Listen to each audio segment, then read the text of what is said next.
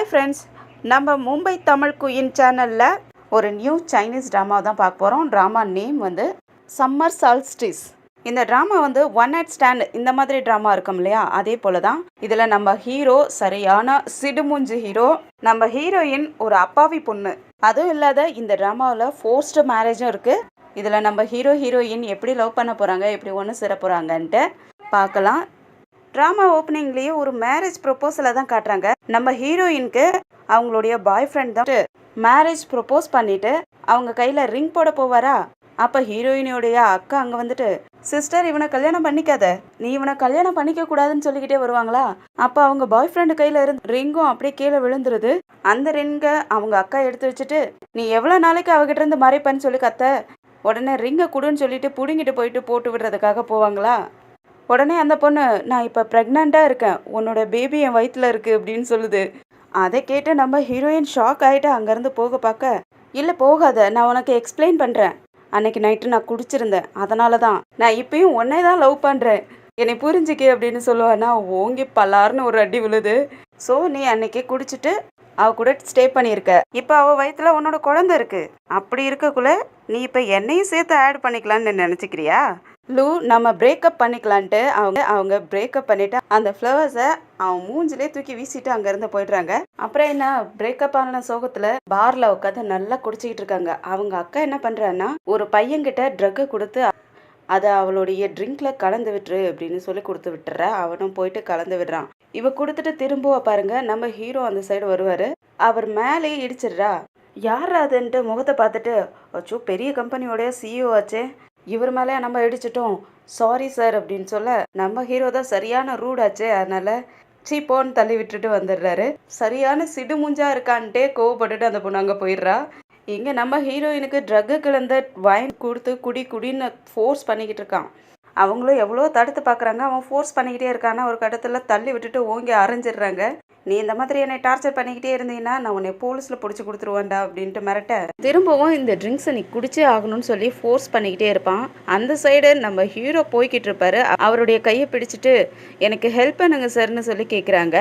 உடனே அந்த பையன் இருக்கான் இல்லையா, அவன் கையை தட்டி விட்டுட்டு, நீ இதிலெல்லாம் குறுக்க வராதன்னு கையை நீட்டி பேசுவானா, அவன் விரலையே உடச்சி விட்டுறாரு.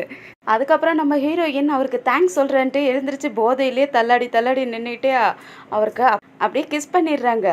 அதுக்கப்புறம் இவ ரொம்ப போதையாக இருக்கா, சரி நம்ம இவளை ரூமுக்கு கூட்டிகிட்டு போயிட்டு படுக்க வச்சிடலான்னு சொல்லிட்டு ரூமுக்கு கூட்டிகிட்டு போவாரா. அங்கே உள்ளே போன உடனே இவங்க ரொம்ப போதையிலெல்லாம் இருக்காங்க. ஹீரோவை திரும்ப கிஸ் பண்ண போகிறாங்க.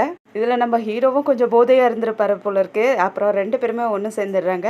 அப்படியே காலையில் ஹீரோயின் முழிச்சு பார்க்குறாங்க, அவங்க ட்ரெஸ் எல்லாம் கலைஞ்சு போய் கிடக்குது. அங்கே நம்ம ஹீரோவோட ட்ரெஸ் எல்லாம் கிடக்குதா, அதெல்லாம் பார்த்துட்டு ஓ நம்ம தப்பு பண்ணிட்டோம் போல இருக்கு போதையில் அப்படின்ட்டு தலையில் கையை வச்சுட்டு உட்காந்துருக்காங்க. சரி நம்ம இதுக்கு மேலே இங்கே இருக்கக்கூடாதுடா, நம்ம இங்கேருந்து எஸ்கேப் ஆகிடலான்னு சொல்லிட்டு அவங்க ட்ரெஸ் எல்லாம் போட்டுக்கிட்டு அவங்க ஷூவை கையில் பிடிச்சிட்டு அங்கேருந்து மெதுவாக ஓட பார்ப்பாங்க. ஹீரோ முடியை பிடிச்சி இழுத்துடுறாரு. எங்கே ஓட பார்க்குற? உடனே அவங்க பணத்தை எடுத்துக்கிட்டு, உனக்கு எவ்வளோ வேணும்ப்பா, நான் அவ்வளோ கொடுத்துட்றேன், உன்னோட ரேட் என்னன்னு கேட்டுட்டு பணம் எடுத்துக்கிட்டு இருப்பாங்க. நீ என்னை என்ன நினச்சிக்கிட்டு இருக்க, அந்த மாதிரி பையன் நினச்சிக்கிட்டு இருக்கான்னு ஹீரோ மிரட்டுறாரு. நீ தான் முதல்ல என்னை ஃபோர்ஸ் பண்ண, அதனால் இதுக்கு ரெஸ்பான்சிபிள் நீ தான் எடுத்துக்கணும் அப்படின்னு சொல்லுவாரா. அதை கேட்டோடனே அவங்க ஷாக் ஆகிடுறாங்க, என்னடா சொல்கிறோம் அப்படின்ட்டு. அப்படியே கட் பண்ணால் மேரேஜ் ஆஃபீஸ்க்கு முன்னாடி வந்துக்கிட்டு இருக்காங்க. அவங்க மேரேஜை யாருக்கு தெரியாமலே ரிஜிஸ்டர் பண்ணிட்டு வந்துட்டு இருக்காங்க. அப்போ ஹீரோயின் சொல்கிறாங்க, சரி நான் தான் இப்போ உன்னுடைய ரெஸ்பான்சிபிள் எடுத்துட்டேன்ல, அந்த சர்டிஃபிகேட்டை நீ பத்திரமா வச்சுக்க, இதை நான் பத்திரமா வச்சுக்கிறேன்ட்டு சொல்லிட்டு யோசிக்கிறாங்க. எங்கே நம்ம இப்போ கல்யாணம் பண்ணிக்கிட்டதால நம்மக்கிட்ட அட்வான்டேஜ் எடுத்துக்குவானோ, நம்ம ப்ராப்பர்ட்டியெல்லாம் அவன் பேரில் எழுதி வைக்கணும்னு நினைப்பானோ அப்படின்லாம் யோசிச்சுக்கிட்டு இருப்பாங்களா. அப்போ ஹீரோ தலையிலே தட்டி, என்ன யோசிச்சுக்கிட்டு இருக்க? இல்லை ஒன்றும் இல்லை, எனக்கு வயிறு வலிக்குது, பாத்ரூம் போகணுன்ட்டு அங்கேருந்து ஓடியே போயிடுறாங்க. அவங்க எப்படியோ ஹீரோ கிட்ட இருந்து தப்பிச்சு வீட்டுக்கு வந்தால் அந்த லவ் ப்ரப்போஸ் பண்ணிக்கிட்டு இருந்தான் இல்லையா, அந்த பையன் அங்கே வீட்டில் இருக்கிறான். நம்ம ஹீரோயினோட அப்பா அம்மா அவங்க அக்கா எல்லாருமே இருக்காங்க.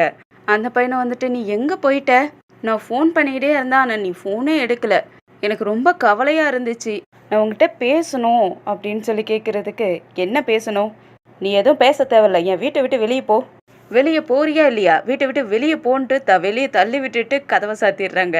அவனை ஒரு வழியை வெளியே துரத்தி விட்டுட்டு அவங்க அப்பா கிட்ட, இது எங்கள் அம்மாவுடைய வீடு, சாவியை என்கிட்ட கொடுங்கன்னு சொல்லி வாங்கிக்கிறாங்க. அவங்க அப்பாவும் சாவி கொடுத்துட்டு, யுவாங் இது உங்கள் அம்மாவோட வீடு தான், ஆனால் இவ உன்னுடைய சிஸ்டர் தானே, நாமெல்லாம் ஒரே ஃபேமிலி, நீ ஏன் எங்கள் மேலே இவ்வளோ கோவப்படுற? எங்கள் அம்மாவுக்கு நான் ஒரே ஒரு பொண்ணு தான், வேற யாரும் எங்கள் அம்மாவுக்கு பொண்ணும் கிடையாது, எனக்கு அக்காவும் கிடையாதுன்னு சொல்லி திட்டி விட்டுறாங்க. உடனே அவங்க அப்பா கோவப்பட்டு, நீ என்ன வேணாலும் பண்ணிக்கி, அந்த பையனுக்கு நான் இவ்வளோ கட்டி வைக்க போகிறேன் அப்படின்னு சொல்லி கத்திக்கிட்டு இருப்பாரு. அந்த சமயம் அந்த பொண்ணு அங்கே வந்துட்டு, அப்பா தங்கச்சி மேலே எந்த தப்பும் இல்லை, நான் தான் தப்பு பண்ணிட்டேன். அவர் முதல்ல என்னை தான் லவ் பண்ணாரு, இப்போ ஒன்னே லவ் பண்ணுறாரு, இப்போ நானும் என் குழந்தைய அனாதையாக போகிறோம் அப்படின்னு சொல்லிட்டு அழுதுகிட்டு இருக்கா. அவள் வயிற்றுல கை வச்சுட்டு அழுதுகிட்டு இருக்காளா. உடனே அந்த பொண்ணோட அம்மா வந்துட்டு, அவங்க உங்கள் அக்கா ஏற்கனவே உங்ககிட்ட மன்னிப்பு கேட்டுட்டா, நீ இப்போ சின்ன பொண்ணு தானே, உனக்கு யார் வேணாலும் கிடைச்சிருவாங்க, ஆனால் இவளோட நிலைமையை பாரு அப்படின்னு சொல்லிட்டு ரொம்ப சென்டிமெண்ட்டாக பேசுவாங்களா. நல்லா திட்டி விட்டுறாங்களா. அவங்க அப்பா ஓங்கி அரைஞ்சிடுறாரு. ஓங்கி அரைஞ்சிட்டு, நீ அவனை கல்யாணம் பண்ணிக்க கூடாது. ஆக்சுவலாக இவங்க நைட்டு ஃபுல்லாக வரலல்ல, இவங்க என்ன நினச்சிக்கிட்டாங்க, யார் கூடயோ தங்கி இருந்திருக்கா, அதனால தான் இவ்வளோ லேட்டாக வந்திருக்கா அப்படின்னு நினச்சிக்கிட்டு, நீ யார் கூடயோ இருந்துட்டல்ல, வெளியே மட்டும் தெரிஞ்சிச்சுன்னா இந்த ஃபேமிலியோட நேம் என்ன ஆகிறது அப்படின்னு சொல்லி அவங்க அப்பா கத்திக்கிட்டு இருக்காரு. யுவாக்கா செம கோவமாயிடுது. அதனால் நீங்கள் எல்லாருமே இங்கேருந்து என் வீட்டை விட்டு வெளியே போயிடுங்க, நான் உங்கள் முகத்தை பார்க்கவே விரும்பல, இங்கேருந்து போயிடுங்கன்னு சொல்லி கத்துறாங்க. அவங்க 3 பேருமே அங்கேருந்து வெளியே போயிடுறாங்க. அவங்க போனதுக்கப்புறம் அழுதுகிட்டு இருப்பாங்க. அந்த சமயம் பார்த்து அவங்களுக்கு ஒரு மெசேஜ் வருது. அந்த மெசேஜ் என்னென்னா, நம்ம ஹீரோ கம்பெனிலேருந்து அவங்களுக்கு ஒரு இன்டர்வியூக்கான ஆர்டர் வருது. அதை பார்த்துட்டு கொஞ்சம் ஹாப்பி ஆகிடுறாங்க. அதுக்கப்புறம் அவங்க அம்மாவோட ஃபோட்டோ எடுத்து பார்த்துட்டு, அம்மா நான் கண்டிப்பாக ஒரு நல்ல லைஃப்பை தாம்மா வாழ்வேன், நீங்கள் எதுக்கு கவலைப்படாதீங்கன்னு சொல்லி ஃபீல் பண்ணிக்கிட்டு இருக்காங்க. அப்படியே நம்ம ஹீரோயின் அடுத்த நாள் காலையில் இன்டர்வியூக்காக நல்லா பக்காவாக கிளம்பி வந்துக்கிட்டு இருப்பாங்க. பின்னாடியே ஹீரோவும் வந்துக்கிட்டு இருப்பார். அவருடைய கம்பெனிக்கு தான் அவங்க வராங்க, ஆனால் அவங்களுக்கே தெரியாது. அப்படியே லேசாக தெரியாமல் இடிச்சிக்கிறாங்களா. திரும்பி பார்த்துட்டு, நீயா என்னை ஃபாலோ பண்ணிக்கிட்டு இங்கேயும் வந்துட்டியா, இங்கே பாரு, இங்கே வந்துட்டு நல்ல பையனாக இருக்கணும், என்கிட்ட அட்வான்டேஜ்லாம் எடுத்துக்க கூடாது, என்னை நீ செட்யூஸ் பண்ணணும்னு நினைக்காத, என்கிட்ட அது நடக்காது அப்படின்னு சொல்லிட்டு அவருடைய கண்ணத்தை பிடிச்சி கிள்ளுவாங்க. அவர் செவுத்தில் சாட்சி வச்சுட்டு, என்ன சொன்ன நான் உன் பின்னாடி சுற்றிக்கிட்டு இருக்கிறேன்னா, அன்னைக்கு நைட்டு யார் என்கிட்ட ஃபோர்ஸாக நடந்தது, நீ தானே? அது நான் அன்னைக்கு ட்ரங்க் பண்ணியிருந்தேன், அதனால். சரி, நீ என் பக்கத்தில் இவ்வளோ நெருக்கமாக வராதன்னு சொல்லி தள்ளி விடுறாங்க. நான் உன்னுடைய ஹஸ்பண்ட், நீ என்னுடைய ஒய்ஃப், யார் நம்மளை என்ன சொல்ல முடியும்னு சொல்லிக்கிட்டு இருப்பாரா. அந்த சமயம் யாரும் இவங்கள ஃபோட்டோ எடுத்துடுறாங்க. உடனே அவங்க தள்ளி விட்டுட்டு, இங்கே பாரு, என் பக்கத்தில் வந்த, எனக்கு மார்ஷியல் ஆர்ட்லாம் தெரியும், நான் உன்னை அடித்து போட்டுருவேன்னு சொல்லி மிரட்டிக்கிட்டு இருப்பாங்களா. அப்போ அவங்களோட ஃப்ரெண்ட் அங்கே வந்துட்டு, ஏய் சும்மாரு இப்படிலாம் பண்ணாத அப்படின்னு சொல்லிட்டு கையை பிடிச்சிக்கிறாரு. ஏய், நான் இங்கே இன்டர்வியூக்கு தான் வந்தேன், இவன் தான் என்கிட்ட டிஸ்டர்ப் பண்ணிக்கிட்டு இருக்கான், இங்கே செக்யூரிட்டியை கூப்பிடு, இவனை அரெஸ்ட் பண்ணணும் அப்படின்னு சொல்ல அவன் பயந்தே போய்ட்றான். ஹீரோ ஒரு மாதிரி கீழேருந்து மேலே வரைக்கும் பார்க்குறாரு. அவன் பயந்த பொண்ணு சும்மா ரெடின்னு தள்ளி விட்டுட்டு, மன்னிச்சிருங்க ஜென்ரல் மேனேஜர், இவன் இன்னைக்கு நம்ம கம்பெனிக்கு இன்டர்வியூக்காக வந்திருக்கா, அவளுக்கு உங்களை பற்றி தெரியாதுல்ல, அதனால தான் உங்ககிட்ட இந்த மாதிரி பிஹேவ் பண்ணிக்கிட்டா அப்படின்னு சொல்ல யூயோவுக்கு செம ஷாக் ஆகிடுது. என்ன, நீ தான் ஜென்ரல் மேனேஜர் அந்த கம்பெனிக்கு? வெயிட், அப்போனா நீ முதல்ல என்னை மேரேஜ் பண்ணிக்கிட்ட, அதுக்கப்புறம் நான் அங்கேருந்து ஓடி போயிட்டேன்னு தெரிஞ்ச உடனே என்னை இங்கே இன்டர்வியூக்கு கூப்பிடுற மாதிரி கூப்பிட்ருக்கியா? நான் உன்னை போலீஸில் பிடிச்சி கொடுக்காத விட மாட்டேன்னு சொல்லிட்டு லிஃப்ட்டுக்குள்ளே ஓடலான்னு ஓடுவாங்களா. அந்த நேரம் பார்த்து ஸ்டாஃப்ஸ் எல்லாம் அங்கே வந்துடுறாங்க. அவங்கெல்லாம் நம்ம ஹீரோவை பார்த்துட்டு ஷூன்னுக்கிட்டே போகிறாங்க. அவர் தான் ஸ்ட்ரிட் பாஸ் ஆச்சு. உடனே ஹீரோவும் அவங்க சட்டை காலரை பிடிச்சி இப்படி இழுத்து பக்கத்தில் வச்சுக்கிறாரு. என்ன, திரும்பவும் ஓட பார்க்குறியா அப்படின்ட்டு உள்ளே இழுத்துட்டு போகிறாரு. அவங்க பயந்துக்கிட்டே, என்னை விட்டுடுங்க, நான் மன்னிச்சிடுங்க, நான் இனிமேல் ஓட மாட்டேன் கத்திக்கிட்டே போகிறாங்க. நம்ம ஹீரோயினோட ஃப்ரெண்டும், இந்த சிஇஓ சரியான ரூடாக தான் இருக்கான் அப்படின்னு சொல்லிட்டு அவன் புலம்பிக்கிட்டு இருக்கான். உள்ளே வந்தவொடனே நம்ம ஹீரோயினா அவருடைய சிஇஓட போர்டையே பார்த்துக்கிட்டு இருக்காங்க. என்ன, பார்த்து முடிச்சிட்டியா? இல்லை, அந்த கம்பெனிக்கு நான் தான் ஓனர்ன்ட்டு உனக்கு பேப்பர்ஸ் எல்லாம் எடுத்து காட்டணுமான்னு கேட்க, இல்லை அதெல்லாம் ஒன்றும் தேவையில்லை, இந்த நம்ம கம்பெனி பெரிய கம்பெனிங்கிறது எனக்கு நல்லாவே தெரியும் அப்படின்னு சொல்லுவாங்களா. உடனே அவர் பக்கத்தில் வருவார். எதுக்காக பக்கத்தில் வரீங்கன்னு பயந்து போயிடுறாங்க. உடனே அவர் அவங்க கண்ணை பிடிச்சி பார்த்துட்டு, உன் கண்ணில் ஏதாவது காண்டாக்ட் லென்ஸ் போட்டிருக்கியா? உன் கண்ணு பார்க்க இவ்வளோ அழகாக இருக்குது, உன்னை நான் இப்படியே விட்டுறணும்னு நீ நினைக்கிறியான்னு கேட்குறதுக்கு ஆமான்னு தலையை மட்டும் ஆட்டுவாங்களா. அப்போனா நீ டாய்லெட்டுக்கு போவேன், நான் அங்கே போகிறேன், ஆனால் நீங்கள் இப்போ வெளியே எங்கே இருக்கீங்க, நான் உங்கள் வீட்டை பார்க்கணுமேனு கேட்குறாங்க. நீ நல்லா ஸ்மார்ட்டாக தான் யோசிக்கிற. அது இருக்கட்டும், நம்ம ரிலேஷன்ஷிப்பை சீக்கிரட்டாக மெயின்டைன் பண்ணுறது தான் நல்லது. மற்றவங்களுக்கு யாருக்காவது தெரிஞ்சிச்சுன்னா ஒரே கம்பெனியில் இருந்துக்கிட்டு மிஸ் அண்டர்ஸ்டாண்டிங் பண்ணிக்குவாங்க நம்மளை. அதுக்கப்புறம் ஏதோ ஒன்று யோசிச்சுட்டு தலையிலே அடிச்சுக்கிட்டு, அச்சோ நான் இன்டர்வியூக்குள்ளே வந்தேன், அதுக்குள்ளே ஏதோ பேசிக்கிட்டு இருக்கேன்ட்டு சொல்லிக்கிட்டு இருப்பாங்களா. ஹீரோவும் அவங்களோட ஃபைல் எடுத்து பார்த்துட்டு, நீ படித்த குவாலிஃபிகேஷனுக்கெல்லாம் இங்கே எந்த வேலையுமே இல்லையே இப்போ அப்படின்னு சொல்ல, என்ன எனக்கு ஜாப் இல்லையா அப்படின்னு அவங்க பயந்து போய் நிற்கிறாங்க.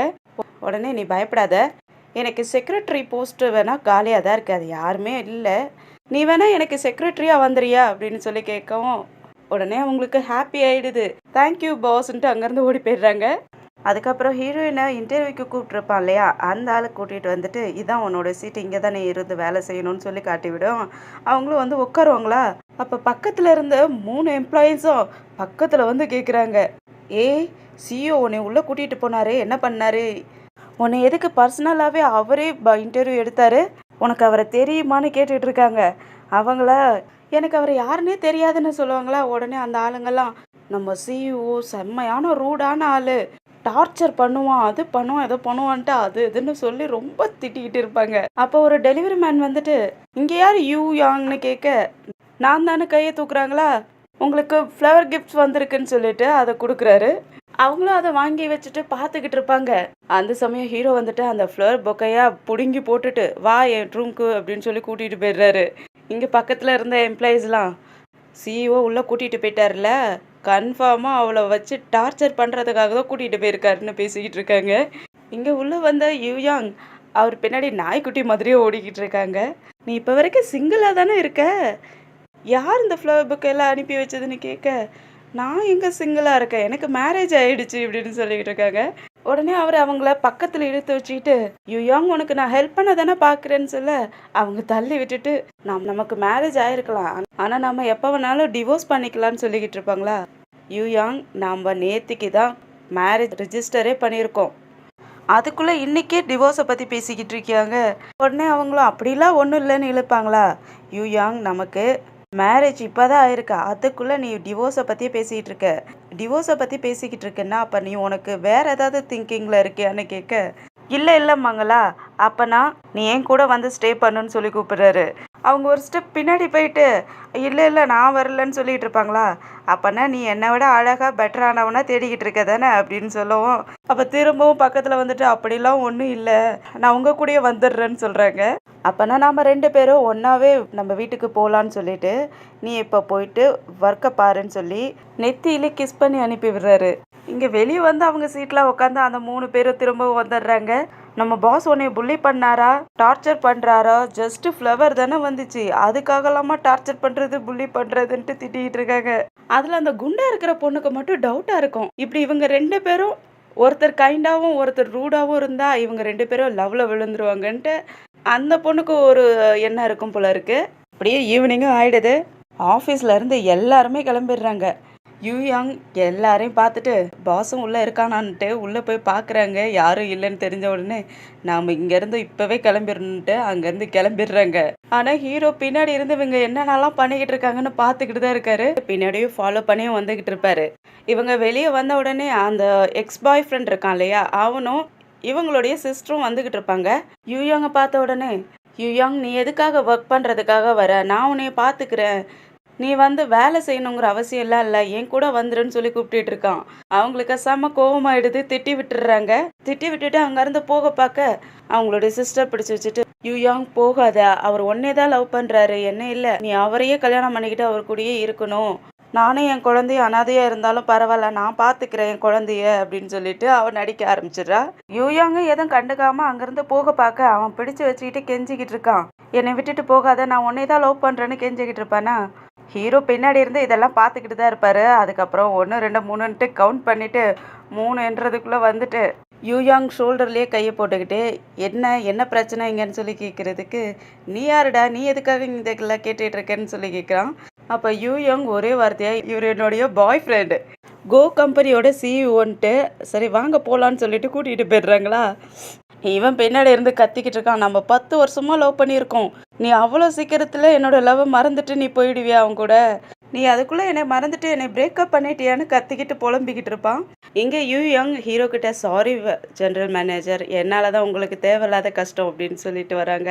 இது ஃபர்ஸ்ட் லவ் தானே, மறக்கிறது கஷ்டம்தான், ஒன்றும் ப்ராப்ளம் இல்லை, எதையும் யோசிக்காத கவலைப்படாதன்னு சொல்லி கூப்பிட்டுட்டு வருவாரா. எனக்கு அது ஃபர்ஸ்ட் லவ் தான், ஆனால் நீங்கள் எனக்கு ஃபர்ஸ்ட் ஹஸ்பண்ட்னு சொல்கிறாங்களா. அதை கேட்ட உடனே அவருக்கே ஷாக் ஆகிடுது. நீ என்ன சொல்கிற யூயாங், நான் ஃபர்ஸ்ட் ஹஸ்பண்ட்னா அப்போ உனக்கு என்ன எத்தனை ஹஸ்பண்ட் வேணும்னு சொல்லி கேட்குறாரு. அவங்க அச்சோ நம்ம தப்பாக சொல்லிட்டோமேன்ட்டு முழிக்க ஆரம்பிச்சிடுறாங்களா. சரி ஒன்றும் பிரச்சனை இல்லை விடு, நீ ப்ராமிஸ் பண்ணியிருக்கல அதை மட்டும் மறந்துடாதங்கிறாங்க. என்ன ப்ராமிஸ்? வீட்டுக்கு ஏன் கூட வரேன்னு சொல்லியிருந்தேன்லன்னு கேட்க அவங்க ஓடி போய் ஒரு லைட்டு கம்பத்தை கட்டி பிடிச்சிக்கிட்டு இல்லை நான் வரமாட்டேன், எனக்கு என் பெட்டில் தூங்கினாதான் தூக்கம் வரும், மற்ற பெட்லலாம் நான் தூங்க மாட்டேன்னு சொல்ல அப்பவா எங்கே போகணுமோ அங்கே போகலான்னு சொல்கிறாரு. இல்லை வேணாம் சிஇஓன்னு யூங்க சொல்ல அடி வாடின்ட்டு கூட்டிகிட்டு போகிறாரு. நம்ம இதை அக்ரி பண்ணிக்கவே இல்லையே, நீங்கள் என் வீட்டுக்கு வரேன்னு சொல்லவே இல்லையே, எதுக்காக இழுத்துட்டு போகிறீங்கன்ட்டு கத்திக்கிட்டே போகிறாங்க. அதோட தான் இந்த எபிசோடு முடியுது. ஃப்ரெண்ட்ஸ், ஐ ஹோப் இந்த வீடியோ உங்களுக்கு பிடிச்சிருக்குன்னு நினைக்கிறேன். இந்த வீடியோ பிடிச்சிருந்துச்சுன்னா லைக் பண்ணி ஷேர் பண்ணுங்கள். அப்படியே இந்த ட்ராமா எப்படி இருக்குது, என்னோட எக்ஸ்பிளனேஷன் எப்படி இருக்குன்ட்டு கமெண்ட்டில் சொல்லுங்கள். அதோட நம்ம சேனலை சப்ஸ்கிரைப் பண்ணி பெல் ஐக்கானை கிளிக் பண்ணி வச்சுக்கோங்க. நம்ம அடுத்த எபிசோடில் சந்திக்கிற வரைக்கும் பாய் அண்ட் தேங்க்யூ.